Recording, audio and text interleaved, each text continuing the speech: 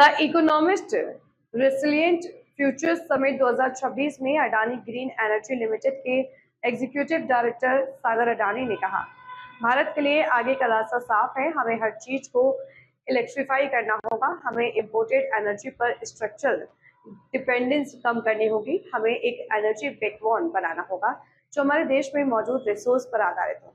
यही भारत के लिए लॉन्ग टर्म स्टेबिलिटी का एकमात्र भरोसेमंद रास्ता है।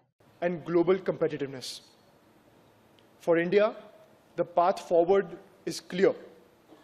We must electrify everything. We must reduce structural dependence on imported energy. We must build an energy backbone that is anchored in resources that are available within our country. That is India's only credible path to long-term stability.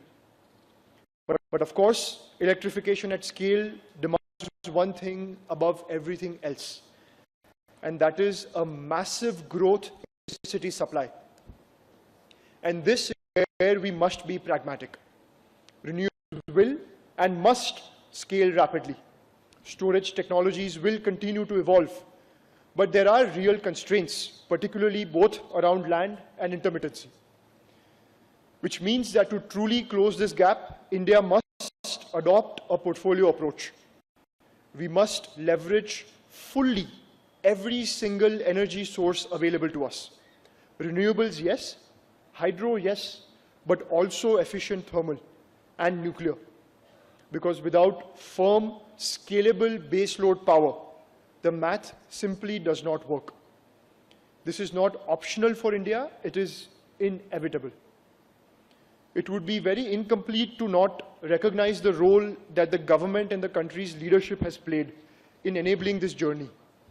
Over the last decade or more, India's leadership has played an exceptional role in cutting red tape, getting rid of unnecessary and outdated regulations, revitalizing public undertakings, and encouraging private enterprises.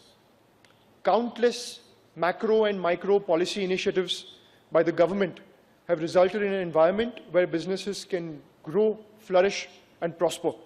India has seen a clear, consistent, and increasingly execution-oriented policy stance.